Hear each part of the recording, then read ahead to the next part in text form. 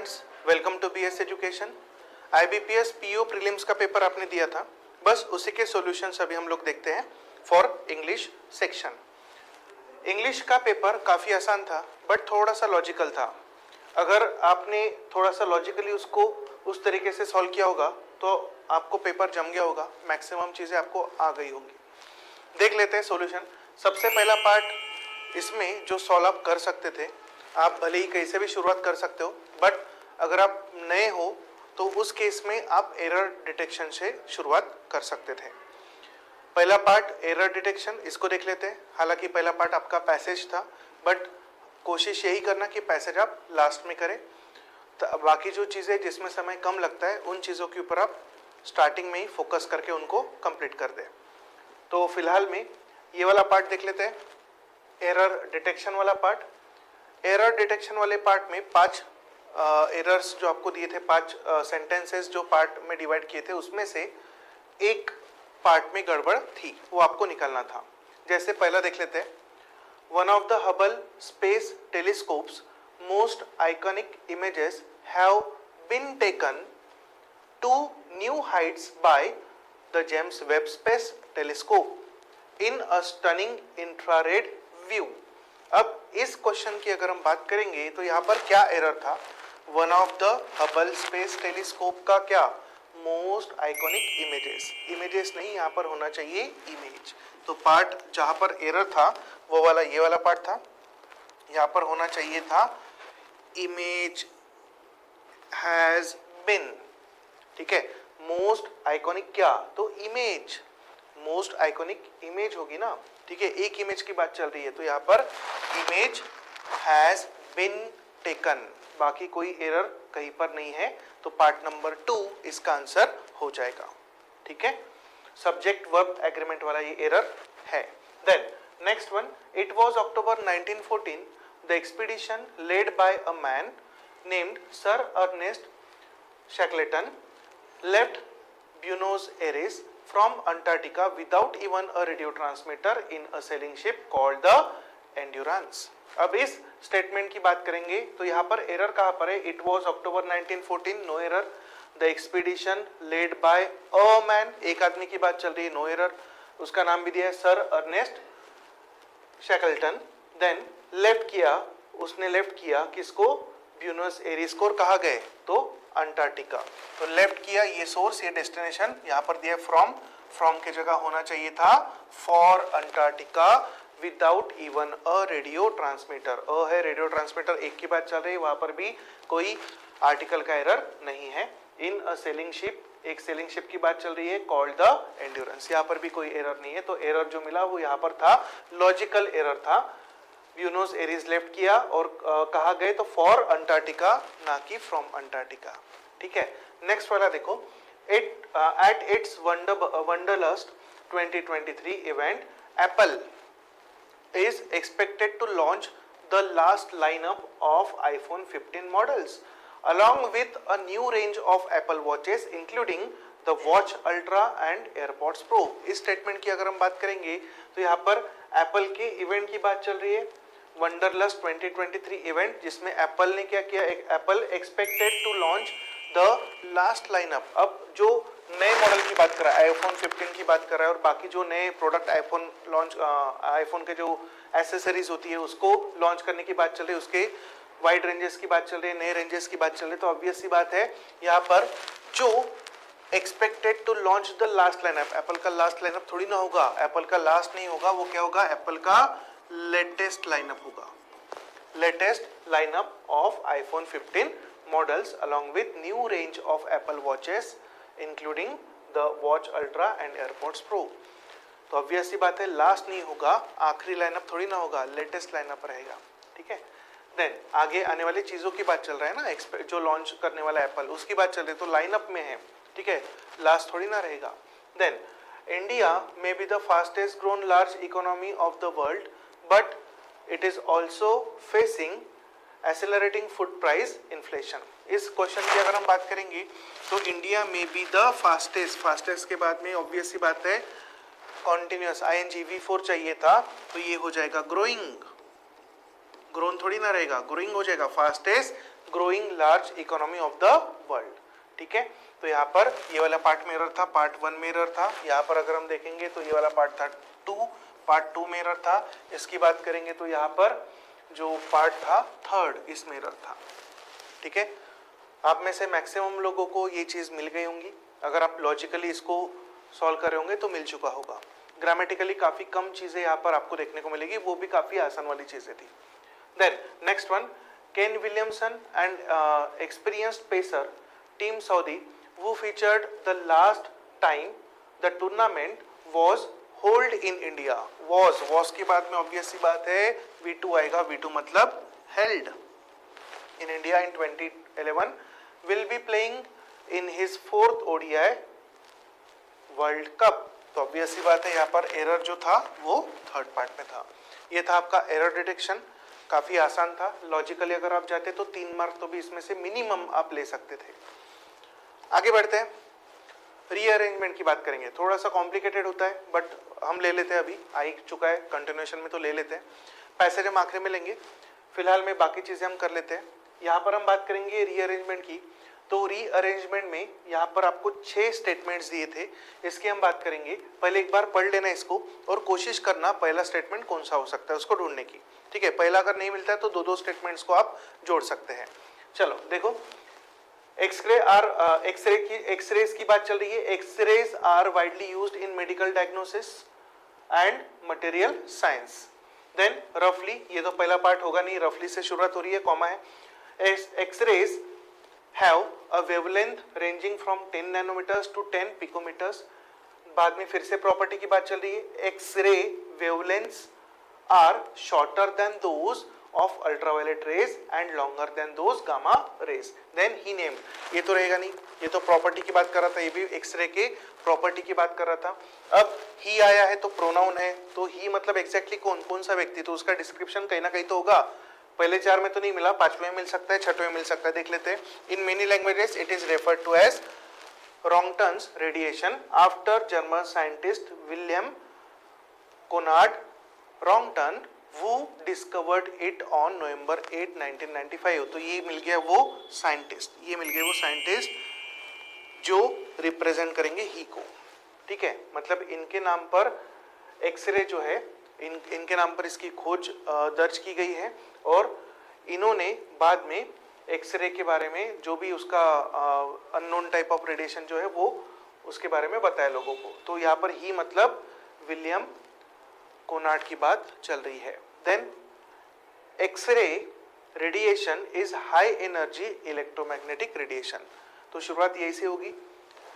X ray क्या है, तो हाई एनर्जी इलेक्ट्रोमैग्नेटिक रेडिएशन है।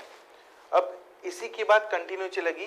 तो इस एक्सरे को कई सारी भाषाओं में क्या कहा जाता है, रॉन्गटन्स रेडिएशन भी कहा जाता है।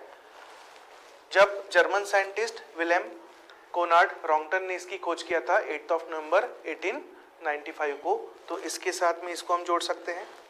देन ये व्यक्ति की बात चल रही थी, नाउन, और ये प्रोनाउन, तो इसको इसके साथ में जोड़ सकते हैं। अगर हम सीक्वेंस लगाएंगे तो पहला स्टेटमेंट यही बनेगा किसी भी हालत में। और इसी की बात यहाँ पर कंटिन्यू में चल रही थी, इस एक्सरे की बात यहाँ पर चल रही थी कि दूसरी भाषाओं में इसको रॉन्गटन रेडिएशन भी कहा जाता है। तो ये हो जाएगा पार्ट नंबर, सेंटेंस नंबर 2। और इसी को हमने कनेक्ट किया, ये नाउन था और इसी के लिए यहाँ पर ही आया है, तो ये 3rd पार्ट हो जाएगा। बाद में हम बात करेंगे एक्सरेज की। तो यहाँ पर एक्सरे के वेवलेंथ की बात हो रही है और रफली आया है, तो ऑब्वियस सी बात है रफली तो इससे कनेक्ट नहीं होगा। ठीक है, यहाँ पर रेडिएशन पर पॉइंट खत्म हुआ तो इसके साथ में कनेक्ट नहीं होगा। तो प्रॉपर्टीज, दोनों प्रॉपर्टीज हमको दिख रही है। तो यहाँ पर नेक्स्ट वाला जो स्टेटमेंट है इन तीनों में से हो सकता है। ये देख लो, एक्सरेज का यूज दिया है, तो यूज दिया तो ऑब्वियस सी बात है उसको हम आखिरी में लेंगे। देन रफली ये भी आएगा नहीं कंटिन्यूएशन में। एक्सरे की बात करेंगे तो वेवलेंथ की बात चल रही है। वेवलेंथ क्या है, शॉर्टर है अल्ट्रावायलेट रेज से और ज्यादा है गामा रेज से। तो इसकी प्रॉपर्टी हो गई, इसको हम कनेक्ट कर सकते हैं इसके साथ में क्योंकि दोनों भी प्रॉपर्टी दिखा रहा है। रफली x-rays have a wavelength ranging from 10 nanometres to 10 picometre. तो यहाँ पर भी वेवलेंथ की बात हुई थी, यहाँ पर भी वेवलेंथ की बात हुई थी, लेकिन यहाँ पर इस इस स्टेटमेंट में जो प्रॉपर्टी थी उसको कनेक्ट किया इस स्टेटमेंट के साथ में, तो पहला ये आएगा और दूसरा ये आएगा। ठीक है, प्रॉपर्टी की अगर हम बात करेंगे तो पहला ये, दूसरा ये, बाद में बचता है लास्ट वाला स्टेटमेंट ये वाला, एक्सरेज आर वाइडली यूज्ड, इसका यूजेस दिया तो यूजेस तो हम आखिरी में लेंगे। ठीक है, पहले हमने एक्सरे का इंट्रोडक्शन लिया, बाद में किसने डिस्कवर किया, बाद में उस व्यक्ति के लिए प्रोनाउन यहाँ पर आया था तो तीसरा बन गया। उसके बाद में प्रॉपर्टी की बात किया, प्रॉपर्टी में वेवलेंथ की बात किया, वेवलेंथ की ही बात कंटिन्यू में चली। वेवलेंथ की प्रॉपर्टी आगे में दी है कि उसका रेंज कितना हो सकता है, तो वेवलेंथ 10 नैनोमीटर से 10 पिकोमीटर तक हो सकता है एक्सरे का, वो दिया हुआ है रफली। तो इसके साथ में ये जुड़ गया, ये दोनों स्टेटमेंट, मतलब अगर सीक्वेंस हम लगाएंगे तो 4th नंबर का स्टेटमेंट हमारा ये आ जाएगा और 5वां स्टेटमेंट ये आ जाएगा। तो ऑब्वियस सी बात है यूजेस आखिरी में, तो एक्सरे का इस्तेमाल मेडिकल साइंस में किया जाता है किस काम के लिए, तो डायग्नोस्टिक के लिए ये आ जाएगा लास्ट वाला स्टेटमेंट। तो आपका सीक्वेंस जो बना, सही सीक्वेंस जो बना वो बना ये हो जाएगा फर्स्ट, ये हो जाएगा सेकंड, ये हो जाएगा थर्ड, देन ये आ जाएगा फोर्थ, ये आ जाएगा 5 और ये आ जाएगा लास्ट 6। अब बेस्ड ऑन दिस रीअरेंजमेंट, इसको मैं मिटा देता हूं कंफ्यूजन ना हो इसके लिए, ये अपना रीअरेंजमेंट बन गया है।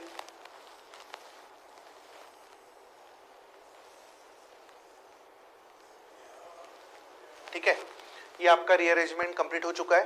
तो इसको हम देखते हैं। सबसे पहले हम बात करेंगे इसकी पहला, दूसरा, तीसरा, चौथा, पांचवा और छठवां क्वेश्चंस देख लेते हैं। क्वेश्चन में सबसे पहला क्वेश्चन है, पहला स्टेटमेंट कौन सा है आफ्टर रीअरेंजमेंट। रीअरेंजमेंट करने के बाद पहला कौन सा मिला, तो पहला कौन सा मिला, आखिरी वाला था। आखिरी वाला मतलब 6 नंबर। ठीक है, देख लो 6 नंबर वाला हमारा पहला स्टेटमेंट बना था, तो यहाँ पर आंसर हो जाएगा ये। Then which is the second sentence after rearrangement, second obvious सी बात है 5 नंबर का हो जाएगा। ठीक है, then which is the 4th statement after rearrangement, चौथा वाला हमको मिला था ये वाला 3rd नंबर वाला, इसका आंसर हो जाएगा 3, इसका आंसर हो जाएगा 3। देन पांचवा स्टेटमेंट कौन सा मिला, देख लो पांचवा कौन सा मिला, पांचवा मिला 2 नंबर वाला, तो ये हो जाएगा 2, कहा गया ये। And at last which of the following is the last sentence, last वाला था फर्स्ट, देख लो लास्ट वाला था फर्स्ट। ठीक, तो जहां पर 1 दिख रहा है वो आपका आंसर। ठीक है, इन ऑप्शन को मत देखना, अंदर वालों को नंबर को देखना, ये आपको कंफ्यूज करने के लिए जानबूझकर नंबरिंग में दिया जाता है। ठीक है, चलो तो ये हो गया रीअरेंजमेंट वाला पार्ट, ये आपको आसान लगा होगा। जो नए स्टूडेंट्स है वो एटलीस्ट इसके 3 से 4 स्टेटमेंट तो भी रीअरेंज कर सकते थे, प्रॉपर अरेंज कर सकते थे। देन आगे हम बढ़ते हैं। यहाँ पर आपको कुछ पेयर ऑफ वर्ड्स दिए हैं, जैसे ये वर्ड और ये वर्ड, 1 2 बोलेंगे इसको, 2 3 ये 2 और ये 3, 3 4 ये 3 हो जाएगा तो ये 4 हो जाएगा, 1 2 3 4 यहाँ पर दिया ये। इसका सीक्वेंस जो है वर्ड्स का, उसको उन्होंने क्या कर दिया, गड़बड़ कर दिया। पेयर जो है वो इधर का उधर हो सकता है। अब इन पेयर को हमको सही तरीके से अरेंज करना है। सबसे पहला देख लो, Byju, Byju's obscure hid $533 million in an allegedly 3-year-old business fund that once said its principal place of hedge was an IHOP pancake restaurant in Miami। अब इसकी हम बात करेंगे। इस स्टेटमेंट में देखो आपको पेयर ऑफ वर्ड्स देखना है जो मिसमैच है। ठीक है, तो पहले इसको ऑप्शन के हिसाब से लेके जाना। पहला ऑप्शन है 1 and 2, 1 and 2 दिख रहा है क्या, चलो बायजूस का क्या, ऑब्सकोर, ऑब्सकोर के बाद में हिट दिया है, हिट के बाद में इधर एन एलिजली, अगर इधर ए से शुरुआत हो रही है वॉल साउंड दे रहा है, और ऑब्सकोर का अगर हम देखें तो ये भी वॉल साउंड दे रहा है, तो यहाँ पर आर्टिकल का इस्तेमाल तो फेल है। आर्टिकल के इस्तेमाल से तो आप नहीं कर सकते, आपको मीनिंग के हिसाब से करना पड़ेगा। तो ऑब्वियस सी बात है, ऑब्सकोर जो है यहाँ पर, ऑब्सकोर का मतलब होता है अप्रत्यक्षिक रूप से। ठीक है, या तो फिर डिफिकल्ट तरीके से, टू मेक डिफिकल्ट, इस तरह का इसका मीनिंग होता है। एलिजली मतलब आरोप लगाना, तो आरोप लगा है, तो आरोप किसका लगा है कि उन्होंने इतना इतना मिलियन रुपए छुपाए, तो एलिजली तो पहले आएगा। Byju's allegedly hit $533 million in an, तो ऑब्सकोर उधर चले जाएगा। ठीक है, ऑब्सकर इधर आ जाएगा, तो ये वाला तो था ही 1 and 2। अब बाकी के भी देख लेते हैं और है क्या। Then 3-year-old business, 3-year-old business fund, 3-year-old business fund that once set its principal place of hedge. ठीक है, तो यहाँ पर बात चल रही है बिजनेस की, तो 3 year old 3 साल पुराना बिजनेस फंड तो नहीं हो सकता, 3 साल पुराना क्या हो सकता है, हेज, 3 साल पुराना हेज। तो इसको भी हमको क्या करना पड़ेगा, इसको भी हमको इधर का उधर इधर का इधर लेके आना पड़ेगा। तो यहाँ पर हमने रिप्लेस किया 1 को 2 के साथ में, मतलब ये मिला, और बाद में हमने रिप्लेस किया 3 को 4 के साथ में, 3 को 4 के साथ में। तो आंसर जो हमको मिलेगा वो मिलेगा ये 1 2 3 4। हालांकि यहाँ पर और भी गड़बड़े हो सकती है, इधर का उधर भी हो सकता है, ठीक है, यहाँ पर 3 का 4 भी हो सकता है, एलिजली इधर भी आ सकता है, लेकिन वैसा कोई मतलब नहीं निकल रहा है, यहाँ पर दो में ही मतलब निकल गया।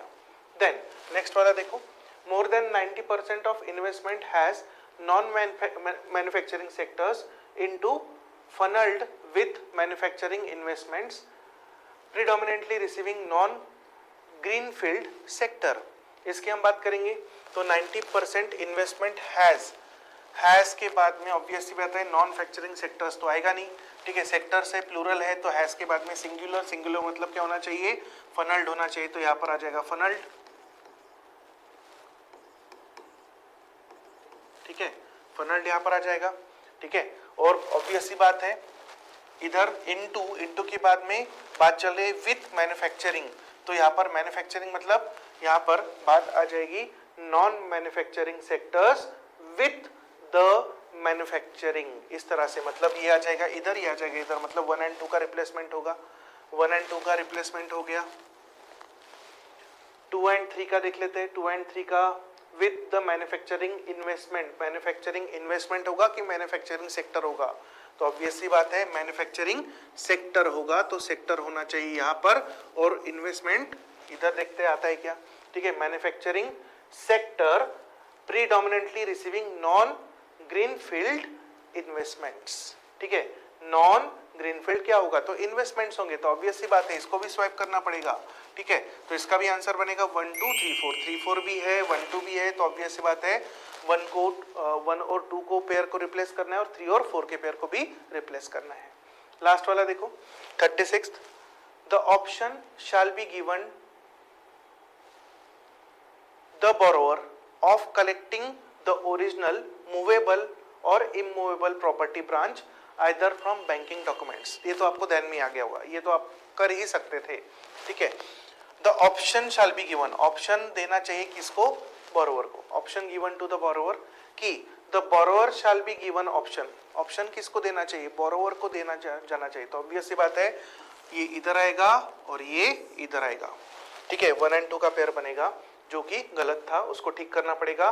The borrower shall be given option, किसका option, of collecting the original movable immovable property branch को कलेक्ट करेंगे क्या, ऑब्वियस सी बात है डॉक्यूमेंट्स को कलेक्ट करेंगे, तो डॉक्यूमेंट्स आ जाएगा इधर, ठीक है, तो यहाँ पर हो जाएगा डॉक्यूमेंट्स, ठीक है, property documents either from banking, कोई भी बैंकिंग का क्या होगा तो ब्रांच होगी, बैंकिंग का ब्रांच, तो ब्रांच आ जाएगा इधर, ठीक है। तो यहाँ पर भी हमको एरर देखने को मिला है, यहाँ पर भी पेयर का एरर था, तो 1 को 2 के साथ रिप्लेस किया और 3 को 4 के साथ में, तो आपका यहाँ पर आंसर बनेगा ऑप्शन नंबर 4, 1 2 3 4, ये पेयर में गड़बड़ थी, ये पेयर में गड़बड़ थी, स्वाइप कर दो, ठीक हो जाएगा, ठीक। देन इसके बाद में ये वाला पार्ट हो गया,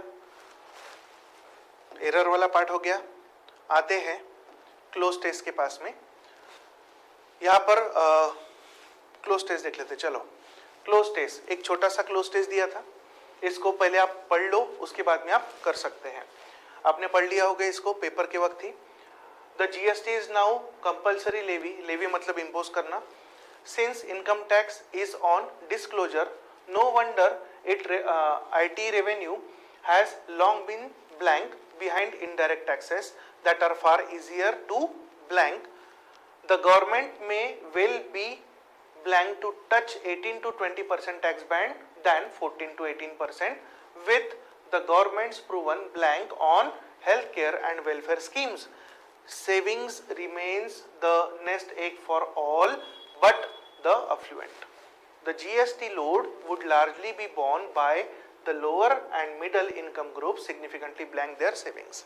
चलो, तो पैसेज दिया है, इसके अंदर आईटी रेवेन्यू की बात चल रही है और इनडायरेक्ट टैक्स की बात चल रही है। तो पहला स्टेटमेंट हमको मिला, ठीक है, देखो पढ़ लो। The GST is now the compulsory levy, compulsorily GST तो देना ही है since income tax on disclosure.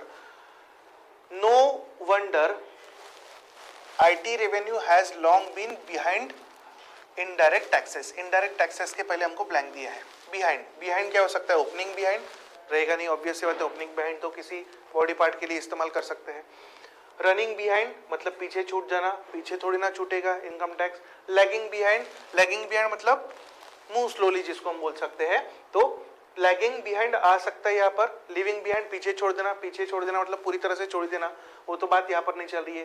Then rushing behind, rushing behind तो आएगा नहीं, तो ऑब्वियस बात है एक ही यहाँ पर ऑप्शन बचा है, लैगिंग बिहाइंड इनडायरेक्ट टैक्सेस। ठीक है, IT revenue has long been lagging behind indirect taxes, एकदम सही बैठ रहा है, लैगिंग बिहाइंड। ठीक है, स्लो चल रहा है, ठीक है, मूविंग स्लो जिसको हम बोलते हैं, तो लैग बिहाइंड उसको हम बोल सकते हैं। ठीक है, रनिंग बिहाइंड नहीं होगा, ओपनिंग बिहाइंड नहीं होगा, ठीक है, लिविंग बिहाइंड नहीं होगा, तो ये सब फ्रेजेस यहाँ पर इस्तेमाल होंगे, इस्तेमाल होगा लैगिंग बिहाइंड। देन कंटिन्यू में चलते हैं। आर फार इजियर टू क्या? तो इजियर टू रिकवर हम बोल सकते हैं, इजियर टू रिकवर हो सकता है, बिल्कुल इजियर टू रिकवर हो सकता है। इजियर टू टिंकर, टिंकर मतलब जैसे ठोका पिटी जिसको हम बोलते हैं, या तो फिर बिना जानकारी के कोई एक्सपेरिमेंट कर लेना, उसको हम बोल सकते हैं टिंकर। जैसे स्कूल में होते हैं ना, टिंकरिंग लैब बनाई गई है जिसमें बच्चे खुद कुछ ना कुछ करके किसी चीज़ को ओपन अप करके उसमें कुछ तो भी करके कुछ नया बना लेंगे, तो उस तरह की लैब जैसे गवर्नमेंट ने ओपन की है, तो उसको हम बोल सकते हैं एग्जैक्ट मतलब उसका ठोका पिटी हो सकता है। किसी चीज़ को आप ठोका पिटी करके सुधार रहे हो, ठीक कर रहे हो, आपको उसकी जानकारी नहीं है, तो उस सेंस में इसका मतलब होता है। तो टिंकर तो नहीं आएगा। रिवैम्प, रिवैम्प मतलब नवीनीकरण होता है, नवीनीकरण भी नहीं आएगा। ठीक है, इजियर टू नवीनीकरण ऑब्वियस सी बात है नहीं आएगा। इनडायरेक्ट टैक्स का नवीनीकरण तो होगा नहीं। मेंटेन, मेंटेन भी नहीं आएगा।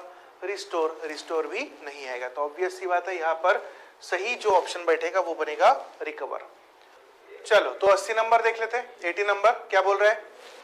The government may well be blank to touch the 18 to 20% tax band then 14 to 18%। तो यहाँ पर में वेल बी के बाद में क्या आ सकता है? आगे में है टू टच, तो tempted to touch the 18 to 20%, excited to touch 18 to 20% tax, offended to touch 18 to 20% tax, gladden to touch 18 to 20% tax, या आएगा indulge to touch 18 to 20% tax. तो गवर्नमेंट बहुत ज्यादा हैप्पी तो है नहीं, एक्साइटेड तो है नहीं, एक्साइटेड तो आएगा नहीं। ठीक है, अगर हम बात करेंगे ऑफेंडेड की, तो ऑफेंडेड जो है ये तो क्रिमिनल एक्टिविटीज के लिए इस्तेमाल होता है, तो ये भी नहीं आएगा। ग्लैडन मतलब बहुत खुश होना, ये भी नहीं आएगा। इंडल्ज मौज मस्ती, ये भी नहीं आएगा। तो बचा क्या? टेम्पटेड, टेम्पटेड मतलब आकर्षित करना, प्रलोभन देना, प्रलोभन देगा किसका? तो to touch 18 to 20% tax band then 14 to 18%। With the government's proven blank on health care and welfare schemes, saving remains the nest egg for all but the affluent. तो यहाँ पर भी प्रलोभन की बात हो रही है कि सेविंग वगैरह जो है वो काफी अच्छा रहेगा, बढ़ जाएगा, उसकी बात चल रही है। तो यहाँ पर देखो with the government's proven, governments proven, तो गवर्नमेंट की बात चल रही है क्या? Blank on health care. देख लेते हैं, violation on health care, violation negative में जाएगा। ठीक है, रिलक्टेंस, रिलक्टेंस का मतलब होता है इच्छा ना होना, unwillingness, unwillingness on health care आ सकता है। रेडीनेस ऑन हेल्थ केयर ये तो नहीं आएगा, ये पॉजिटिव बात कर रहे हैं। ठीक है, इंक्लिनेशन मतलब झुकाव हेल्थ केयर की तरफ, वेलफेयर की तरफ, तो ये भी नहीं है गवर्नमेंट का। विलिंगनेस है, विलिंगनेस ऑब्वियस बात है पॉजिटिव, अपने को नेगेटिव चाहिए, तो नेगेटिव में बचा वायोलेशन और रिलक्टेंस। तो सही वाला जो बैठेगा वो बैठेगा रिलक्टेंस। तो यहाँ पर आंसर हो जाएगा the government's proven reluctance on health care. Reluctance का मतलब होता है unwillingness on health care and welfare schemes. ठीक है, स्कीम्स की बात चल रही है, तो ऑब्वियस सी बात है गवर्नमेंट का उसमें अनविलिंगनेस हमको दिख रहा है, रिलक्टेंस जिसके लिए शब्द सही बैठेगा। देन उसके बाद में ब्रेकिंग, आगे के देख लेते हैं, आगे में क्या लिखा हुआ है? Then the GST load would largely be borne by the lower and middle income groups। तो जो भी जीएसटी का भार है वो सबसे ज्यादा लोअर मिडिल क्लास इन लोगों के ऊपर, इन ग्रुप्स के ऊपर पड़ने वाला है। Significantly blank their savings. हर चीज के ऊपर जीएसटी लगेगा तो ऑब्वियस सी बात है हर मिडिल क्लास और लोअर क्लास लोगों से टैक्स के रूप में पैसा हर चीज के ऊपर जाएगा, तो ऑब्वियस सी बात है सेविंग क्या होगी, कम होगी कि ज्यादा, तो ऑब्वियस सी बात है कम होगी। ठीक है, तो उसके हिसाब से अपने को मतलब निगेटिव में अपने को बात करनी है, कम के हिसाब से बात करनी है। ब्रेकिंग देयर सेविंग्स, तो सेविंग को ब्रेक नहीं कर सकते। एलिवेट मतलब झुकाव वही होता है, तो सेविंग की तरफ झुकाव ये भी नहीं आएगा। ठीक है, रुझान झुकाव। पॉजिंग भी नहीं आएगा, कुछ देर के लिए रुक जाना ये भी नहीं आएगा। रिड्यूसिंग देयर सेविंग्स का कम होना ये आ सकता है। फ्रेगमेंटिंग का मतलब ये होता है पार्ट में, तो वो भी नहीं आएगा। तो सही क्या बैठेगा, तो रिड्यूसिंग। अब आप सारे वर्ड्स को बिठाकर एक बार देख लो, फाइनलाइज। ठीक है, the GST now the compulsory levy since income tax is on disclosure, no wonder IT revenue has long been lagging behind. बिल्कुल सही बेटा। Indirect tax that are far easier to क्या recover. The government may well be क्या प्रलोभन देना, tempted. ठीक है, tempted to touch the 18 to 20% tax band then 14 to 18% with the government's proven क्या unwillingness, reluctance on health care and welfare schemes. Saving remains the nest egg for all but affluent. Egg nest जो ये दिखा है ना, nest the nest egg जो आपके सामने लिखा है, ये एक फ्रेजल वर्ड है जिसका मतलब होता है प्रलोभन देना। ठीक है, इसका भी मतलब प्रलोभन देने से आता है। GST load would largely be borne by the lower and middle income groups, significantly reducing their savings। तो ये सारे पांचों के पांचों एकदम सही यहाँ पर मीनिंग के हिसाब से बैठ गया है। देन आगे में हम बढ़ेंगे। नेक्स्ट वाला जो क्वेश्चन है, डबल फिलर आपको दिख रहे, तो यहाँ पर डायरेक्शन पढ़ लो। Each question below has 2 blanks, each blank indicating that something has been omitted. कुछ तो भी वहां से ओमिट किया गया है। Choose the set of words for each blank that best fits the meaning of the sentence as a whole. ठीक है, एज होल। तो ऑब्वियस सी बात है यहाँ पर हमको सही शब्दों का प्रयोग इन ब्लैंक्स की जगह करना है। जहां पर ओमिशन किया गया है वहां पर सही मीनिंग आना चाहिए, उस हिसाब से लेना है। चलो देखते हैं पहला। टू अकम्प्लिश एनीथिंग, कुछ पाने के लिए, one must be not only blank certain positive qualities but also blank certain negative qualities. तो बात चल रही है पॉजिटिव क्वालिटीज की और निगेटिव क्वालिटीज की। इसको लेकर कुछ पाने की चाहत, उसकी बात हो रही है। कुछ अगर पाना है तो उसके लिए क्या करना पड़ेगा, मस्ट मतलब करना ही पड़ेगा। क्या करना पड़ेगा, not only certain positive qualities. तो सर्टन के पहले अटेन लगा कर देखो, अटेन सर्टन क्वालिटीज। अटेन मतलब सक्सेस हासिल करना, ठीक है, प्राप्त करना। अटेन सर्टन पॉजिटिव क्वालिटीज को प्राप्त करना, बट ऑल्सो डाइवर्ज मतलब हटा देना या तो फिर अलग होना। तो डाइवर्ज सर्टन नेगेटिव क्वालिटीज को डाइवर्स तो नहीं कर सकते, तो पहला ऑप्शन तो नहीं आएगा। ठीक है, chase certain positive qualities, chase तो नहीं कर सकते पॉजिटिव क्वालिटीज को, तो ऑब्वियस सी बात है गलत हो जाएगा। एब्सकैकुलेट का मतलब यहाँ पर होता है, अगर हम इसका मतलब हम देखेंगे तो इसका मतलब होता है दोष मुक्त करना। तो निगेटिव क्वालिटीज को दोष मुक्त करना, दोष मुक्त कैसे क्या करेंगे उसको, तो ये भी नहीं आएगा। Then third, to accomplish anything one must not only obtain certain positive qualities, obtain का मतलब वही आता है प्राप्त करना, obtain certain positive qualities but withdraw मतलब निकाल देना, withdraw certain negative qualities। तो obtain और withdraw यहाँ पर देखो बैठ रहा है क्या, not only obtain मतलब प्राप्त करना, certain qualities को पाना और negative qualities को withdraw कर देना। withdraw qualities को हम वैसे भी नहीं करते, तो ये भी नहीं आएगा। उसके बाद में फिर से देखते हैं, to accomplish anything one must not only inherit मतलब किसी पीढ़ी से दूसरी पीढ़ी में आना, तो ये भी नहीं आएगा। स्ट्रे मतलब आवारा होता है, आवारा, ठीक है, इधर उधर भटकना, सर्टन क्वालिटी निगेटिव क्वालिटीज को भटकाना, तो नहीं आएगा।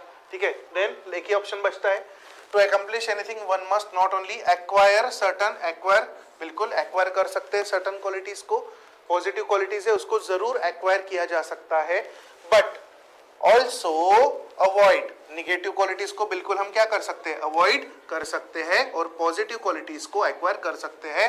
तो option number 5 is your correct answer. ठीक, तो मीनिंग के हिसाब से आप जा सकते हैं, यहाँ पर ग्रामर का उतना ज्यादा प्रयोग नहीं होगा, लेकिन वोकैब का इस्तेमाल यहाँ पर है। देन आगे में वैसे नॉट ओनली बट ऑल्सो का रूल भी आप लगाकर इसको सॉल्व कर सकते थे। Then next one, with the constitutional amendment bill passed in Rajya Sabha blank India is keen to blank historic development of the countries indirect tax regime. Indirect tax की बात चल रही है तो ऑब्वियस सी बात है यहाँ पर बात जो चलेगी वो कंपनीज वगैरह की बात चलेगी। तो ऑब्वियस सी बात है, देखते हैं एक एक ऑप्शन। सबसे पहला, with the constitutional amendment bill passed in the Rajya Sabha, corporate India is keen मतलब eager to witness हो सकते हैं किसके लिए, the historic development in the country, बिल्कुल countries indirect tax regime। तो witness भी हो सकते हैं, corporate पहला बैठ सकता है, मार्क करके रख देते हैं, लेकिन उससे बेटर ऑप्शन है क्या।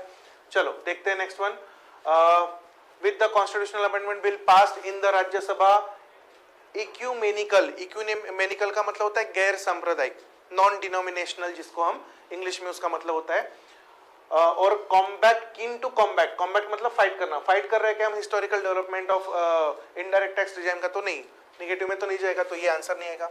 थर्ड, सॉलिडारिटी और disprove, Rajya Sabha solidarity India is keen to disprove मतलब जिसका खंडन करना, तो ये भी नहीं आएगा।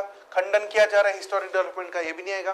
देन राज्यसभा के बाद में इंडिपेंडेंट इंडिया आ सकता है, is keen to cope the historic development नहीं आएगा। कोप अप विथ हो सकता है तो कोप अप आ सकता है, तो कोप द हिस्टोरिक डेवलपमेंट तो नहीं आएगा, तो ये भी आंसर में नहीं है। लास्ट वाला कनकर्ड और कन्फ्रंट करना मतलब सामना करना, सामना कर रहे हैं हिस्टोरिक डेवलपमेंट का, तो ये भी नहीं आएगा। ठीक है, कनकर्ड और कन्फ्रंट ये दोनों भी नहीं है, तो सही आंसर हमारा फर्स्ट ऑप्शन ही रहेगा, कारपोरेट इंडिया। ठीक है, कारपोरेट मतलब जो सामूहिक रूप से जो होता है वो, या तो फिर अगर हम बात करें इनडायरेक्ट टैक्सेस की तो ऑब्वियस सी बात है बिजनेसेस के लिए भी यहाँ पर कारपोरेट इस्तेमाल कर सकते हैं। Corporate India is keen to witness the historic development of the countries indirect tax regime. तो पहला ऑप्शन एकदम सही बैठ रहा है, कारपोरेट और विटनेस हो सकते हैं हम हिस्टोरिक डेवलपमेंट के लिए जो कि भारत के इनडायरेक्ट टैक्स रिजाइम के लिए है, तो बिल्कुल ऑप्शन नंबर 1।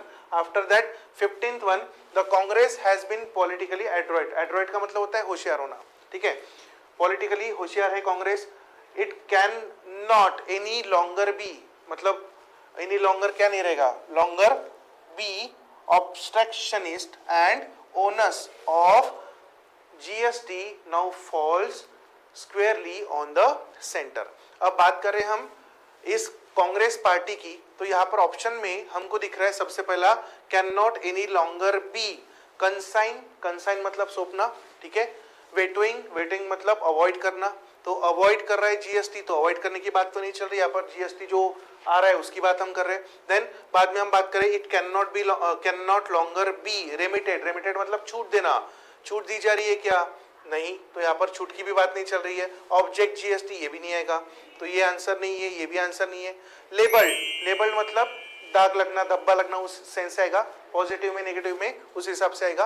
तो लेबल्ड मतलब अंकित करना, एग्जैक्ट मीनिंग अगर हम देखते हैं तो अंकित करना आता है।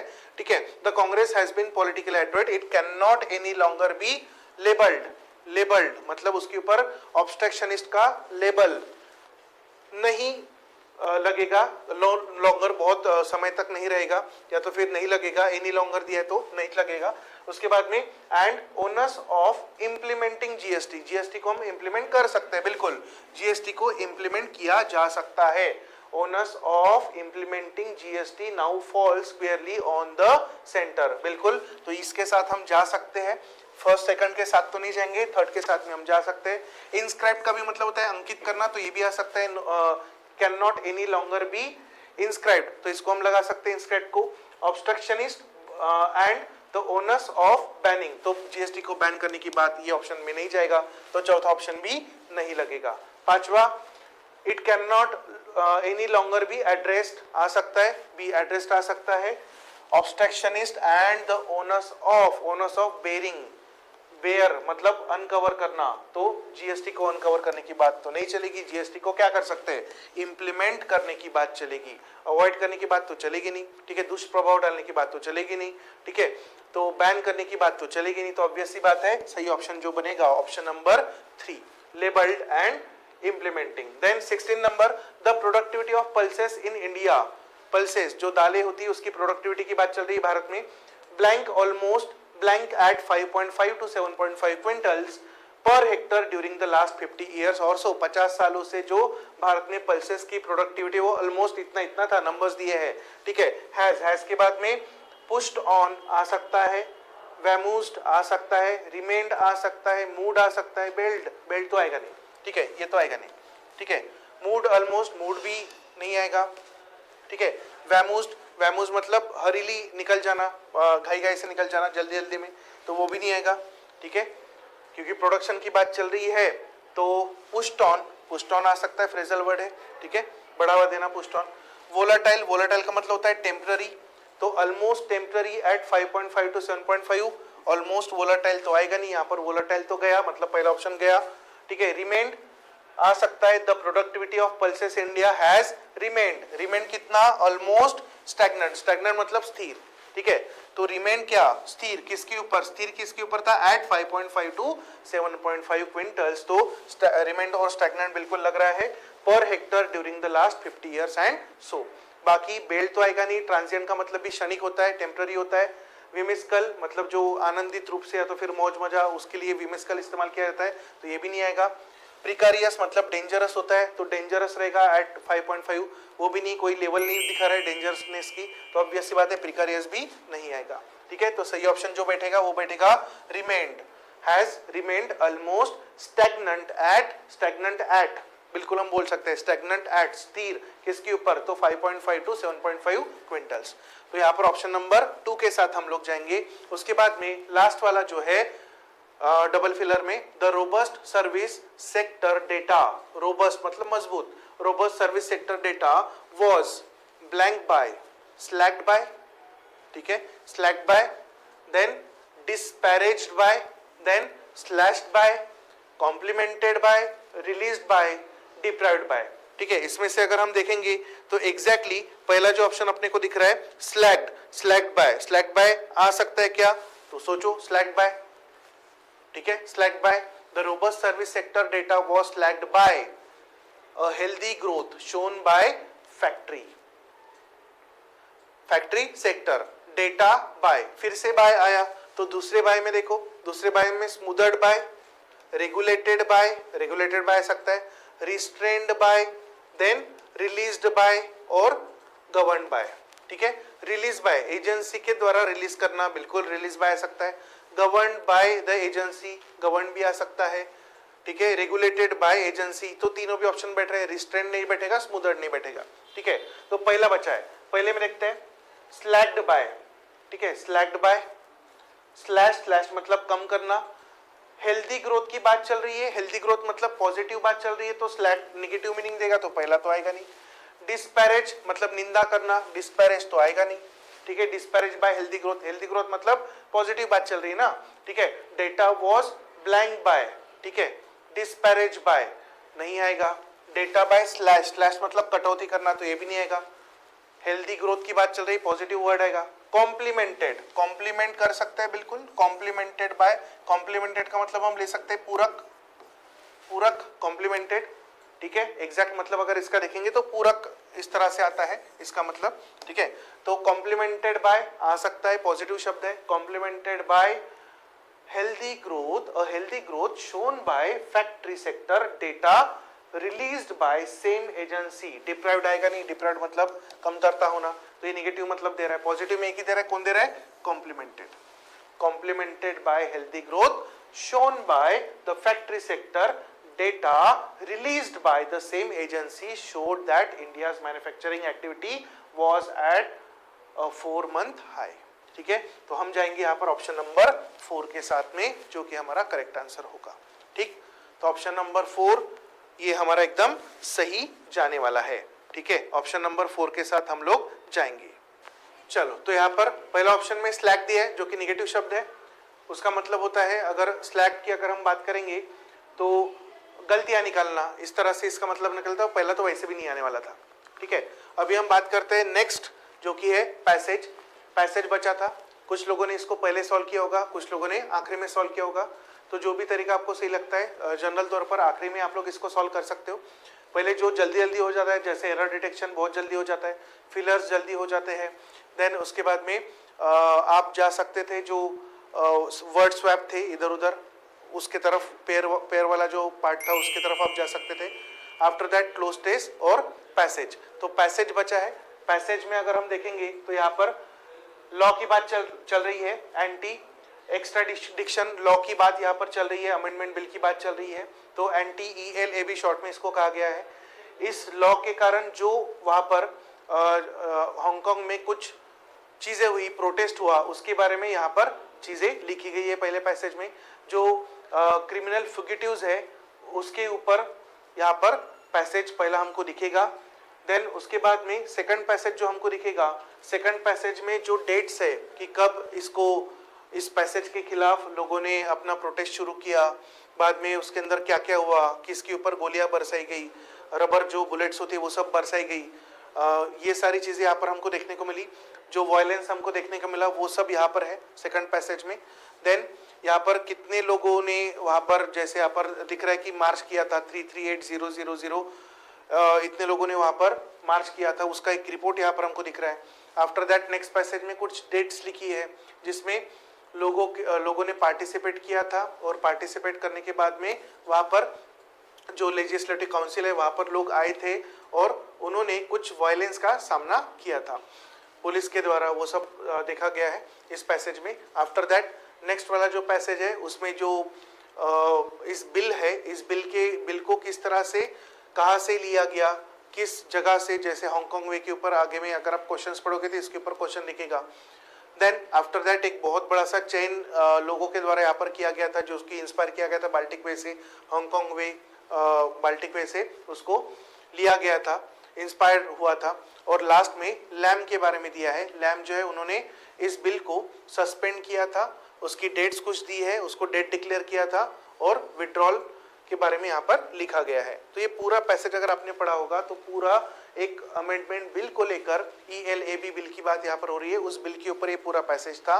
और इस पैसेज में क्वेश्चंस जो थे वो डायरेक्ट क्वेश्चंस थे, आपको बहुत ज़्यादा तकलीफ करने की जरूरत नहीं थी। अगर आपने पैसेज पढ़ के क्वेश्चंस भी पढ़ ले रहते हैं, फिर पहले क्वेश्चंस पढ़ के बाद में पैसेज पढ़ा रहता तो भी आपको डायरेक्ट आंसर मिलते थे। चलो देखते हैं क्या क्या क्वेश्चन है। पहला क्वेश्चन देखो, what issues would the people have faced in case of enactment of the bill. ठीक है, क्या इश्यूज को करना पड़ा एंटैक्टमेंट ऑफ द बिल के समय। तो देखो पहला, it would undermine the autonomy of the region. ये बिल पास होने के बाद में जो ऑटोनॉमी है उसके ऊपर असर पड़ेगा, वो अंडरमाइन मतलब उसमें कमतरता देखने को मिलेगी, ये पैसेज 1 में हमको देखने को मिला। It would allow authorities to detain criminal fugitives, ये भी पैसेज 1 में देखने को मिला। It would undermine the civil liberties, ये भी हमको पैसेज 1 में देखने को मिला। सिविल लिबर्टीज को ये क्या कर देगा, उसमें कमी ला देगा। तो देख लेते हैं पैसेज 1 में है क्या। ठीक है, ये हमारा पैसेज 1। इसमें देखो इसमें क्या क्या लिया है, enacted the bill would allow local authorities to detain and extradite criminal fugitives, ये तो था ऑप्शन में। who are wanted in territories with Hong Kong does not have extradition agreement including Taiwan, mainland of China, और क्या क्या था option में देख लेते हैं।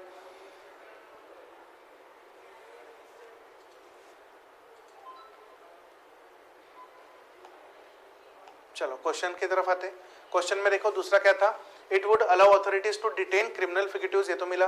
Then it would undermine civil liberties, है क्या, it would undermine civil liberties, passage 1 में मिल जाएगा। ये देखो, it will undermining the autonomy of the region and its civil liberties. तो ऑटोनॉमी की भी बात चली और सिविल लिबर्टी की भी बात चली। बाद में जो क्रिमिनल फिगिटिव्स है, एक्स्ट्राडाइल क्रिमिनल फिगिटिव्स, वो भी ऑप्शन में था, तो वो भी देख लेते हैं। देखो पहला, it will undermine autonomy of the region, ये भी था ऑप्शन में। It would allow authority to detain criminal fugitives, ये भी था। It would undermine civil liberties. ठीक है, ये तीनों भी डायरेक्ट आपको आंसर मिले पैसेज में। ठीक है, तीनों भी लोकल अथॉरिटीज जो है ये डिटेन कर सकती है एंड एक्स्ट्राडाइट क्रिमिनल फिगिटिव्स, ये भी था ऑप्शन में। ये भी था undermine the autonomy of region and undermine its civil liberties, ये भी था। तो तीनों भी ऑप्शन जो है ये आपको देखो आंसर में मिल गए। डायरेक्ट क्वेश्चन था, डायरेक्ट आंसर पैसेज में था। ऑप्शन नंबर 4 ये हमारा करेक्ट आंसर रहेगा, all of the above. Next है what is are the false statements, statement या स्टेटमेंट जो भी है ऑप्शन में से देखना पड़ेगा। पहला, demonstration of the bill began in March and April, ठीक है, फॉल्स देखना है, false. Demonstration of bill began in March and April, March और अप्रैल में इसका डेमोन्स्ट्रेशन हुआ था, बिल्कुल हुआ था, तो ये सही है, ट्रू है। Hundreds of thousands of people march against the bill on 9th of June, ये भी पैसेज में पढ़ने को मिला, सेकंड पैसेज में शायद मिल जाएगा। Riot police deployed tear gas and rubber bullet against the group of demonstrators, ये भी देखने को मिला। Then the police reported that 338,000 people march at its peak on 16th of June, ये भी हमको देखने को मिला। अब इसमें से देखा जाए तो ऑल ऑफ द ट्रू हो सकता है, लेकिन डेमोन्स्ट्रेशन ऑफ द बिल है कि डेमोन्स्ट्रेशन अगेंस्ट द बिल है, ये अपने को चेक करना पड़ेगा। देख लेते हैं पैसेज में, ठीक है। मैक्सिमम लोगों ने इसका answer all of the above मारा होगा, तो देख लेते हैं इसका आंसर क्या है। Demonstration against the bill began in March and April, ठीक है, March and April. Hundreds of thousands of people march against the bill on 9th of June, तो सेकंड ये देखो सेकंड वाला भी सही है। यहाँ पर डेमोन्स्ट्रेशन अगेंस्ट है और अपने क्वेश्चन में तो देखते हैं क्या है, demonstration of the bill, against नहीं बोला है, तो पहला वाला क्या हो जाएगा, पहला वाला हो जाएगा फॉल्स, ठीक है। तो ये कुछ छोटी मोटी चीजें होती है जिसकी तरफ आपको ध्यान देना है। जानबूझकर मैंने पहला भी करेक्ट कर लिया था ताकि हम पैसेज में जाए और फिर से हम वेरीफाई करें कि वहां पर क्या था और यहाँ पर क्या है। Hundreds of thousands of people march against the bill, ये तो था ही, ठीक है। देन जो बुलेट्स है वो बरसाई गई, रबर बुलेट्स, तो ये भी लिखा गया है, ठीक है। Right police deployed tear gas and rubber bullets against the group of demonstrator, ये भी अपने ऑप्शन में था, ये भी अपने ऑप्शन में था, ठीक है। Right police deployed tear gas and rubber bullets against the group of demonstrators, ठीक है, देन डेमोन्स्ट्रेटर्स। देन उसके बाद में hundreds of thousands of people march against the bill on 9th of June, ये भी था। द पुलिस रिपोर्टेड 338,000 पीपल, चलो ये भी देख लेते हैं, ठीक है। The police reported that 338,000 people March at its peak on 16th of June, है क्या, बिल्कुल सेम स्टेटमेंट है, तो डायरेक्ट आंसर अपने को मिलेगा। यहाँ पर कई सारे लोगों ने ऑल ऑफ द अबव मारा होगा इसका आंसर, बट इसका आंसर जो है वो आ जाएगा ऑप्शन नंबर 1। ये तीनों भी ट्रू है, तो फॉल्स पूछा था, फॉल्स पूछा था, तो फॉल्स कौन सा है, पहला। क्या होना चाहिए, डेमोन्स्ट्रेशन अगेंस्ट द बिल था, तो अगेंस्ट द बिल और ऑफ द बिल में फर्क है ना, अगेंस्ट चाहिए था, अगेंस्ट पैसेज में था और यहाँ पर ऑफ द दे दिया, तो ऑब्वियस से बात है मीनिंग में तो बहुत बड़ा डिफरेंस पड़ गया ना, तो पहला वाला जो है वो फॉल्स रहेगा, बाकी सारे ट्रू, तो ऑप्शन नंबर 1 हमारा सही आंसर है। नेक्स्ट वन, नेक्स्ट वाला देखो, the Hong Kong way was copied from, Hong Kong way कहां से कॉपी किया गया, देखो इसका आंसर ये दिख रहा है, द हांगकांग वे कहां से कॉपी किया गया, मतलब इंस्पायर्ड किया गया, इंस्पायर्ड बाय, क्या दिख रहा है, डायरेक्ट आंसर मिल रहा है बाल्टिक वे, ठीक है।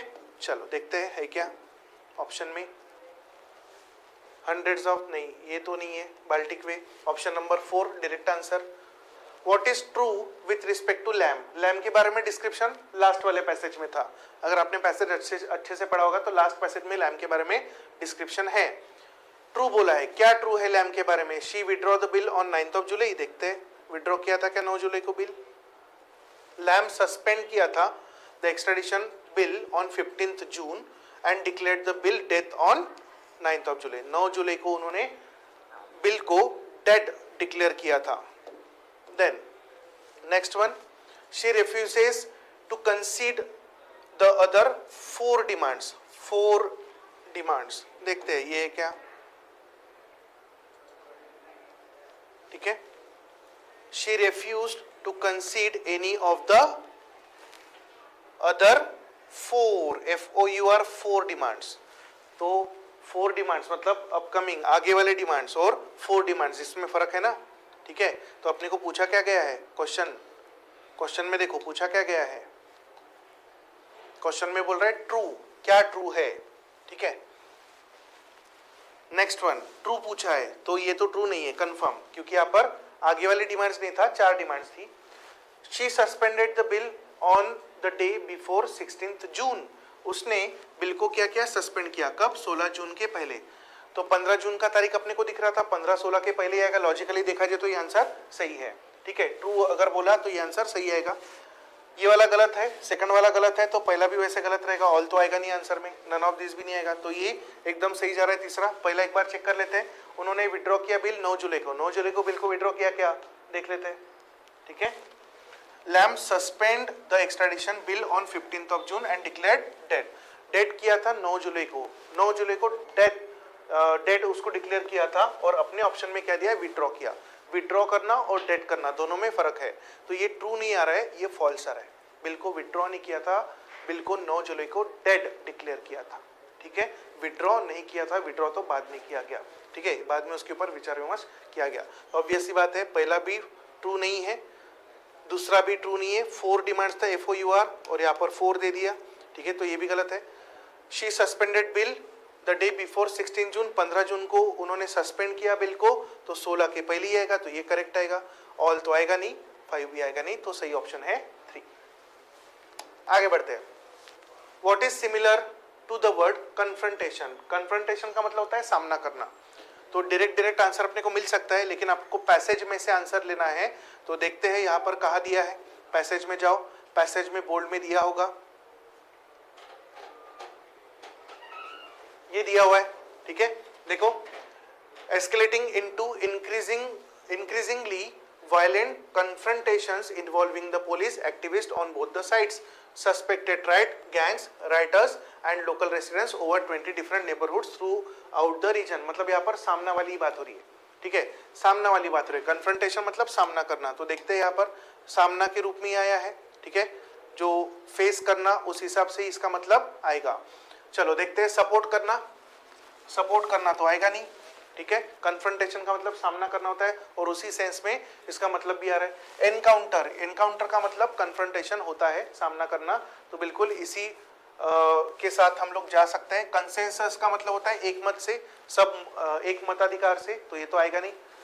एग्रीमेंट अकॉर्ड, ये सब पैक्ट को डिनोट करता है। कन्फ्रंटेशन का मतलब पैक्ट वैसे भी नहीं आता है, और पैसेज में भी पैक्ट के हिसाब से कोई मतलब नहीं आ रहा है, अकॉर्ड का कोई मतलब नहीं आ रहा है, एग्रीमेंट का मतलब कन्फ्रंटेशन जैसा नहीं आ रहा है, तो सही मतलब क्या बनेगा, सामना करना मतलब एनकाउंटर।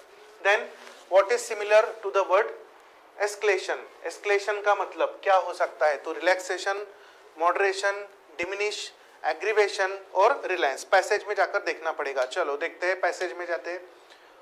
पैसेज में एस्केलेशन कहाँ दिख रहा है, ये, ठीक है, इधर आते हैं हम लोग। Protest on 12 June the next day on which bill was scheduled for second reading in the legislative council mark a sharp escalation in violence, ठीक है।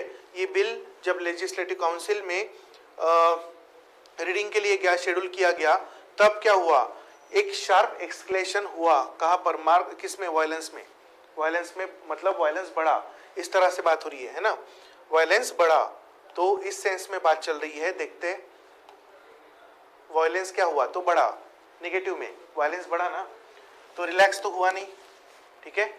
मॉडरेट हुआ नहीं, मॉडरेशन आएगा नहीं। डिमिनिश मतलब कम होना, वायलेंस कम तो हुआ नहीं, वायलेंस क्या हुआ, बढ़ा ना, बढ़ा मतलब एग्रीवेशन, एग्रीवेट होना, बढ़ना, ठीक है, बढ़ना, एग्रीवेट होना।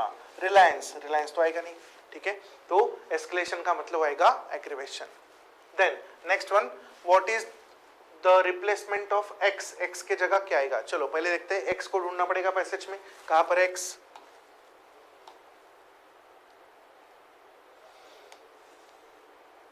ये दिख रहा है। As the protest progressed, the protester laid out 5 key demands including over the alleged police blank and democratic reform which has stagnated since the 2014 umbrella revolution।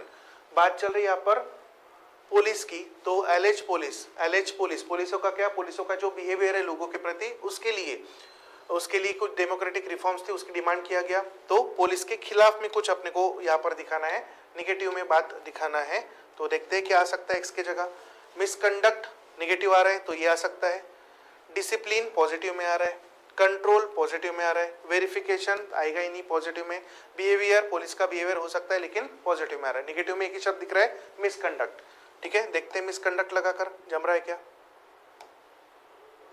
ठीक है, द प्रोटेस्टर लेड आउट 5 की demands including over alleged police misconduct and democratic reform. Misconduct एकदम सही बैठ रहा है, police का क्या होगा तो मिसकंडक्ट। ठीक है, police misconduct and democratic reforms, एक ही शब्द वहां पर था जो निगेटिव में जा रहा था, बाकी सारे पॉजिटिव में थे। तो मिसकंडक्ट एकदम सही इसका आंसर आएगा। ठीक है, तो इस पैसेज में आप कम से कम 7 में से 4 से 5 मार्क बहुत आसानी से उठा सकते थे, बहुत आसानी से। ठीक है, एक हाथ 2 छोड़ दिया जाए तो बाकी सारे ही मार्क्स आप ले सकते थे। ठीक है, डबल फिलर्स में भी आप 3 तो कर ही सकते थे, एरर में भी आप कम से कम 3 कर सकते थे, लॉजिकल आपको जम जाता था भले ग्रामर नहीं हुआ है। तो एक ओवरऑल अच्छा खासा ये पेपर था पीओ के लेवल के हिसाब से। डायरेक्ट आंसर्स थे, कोई बहुत बड़ी बात नहीं थी। पैसेज बहुत सारे लोगों ने छोड़ दिया होगा, पैसेज अगर आपने पढ़ लिया रहता, क्वेश्चंस पढ़ के भी पैसेज पढ़ा रहता तो भी आपको आंसर्स मिल जाते थे max to max, near about.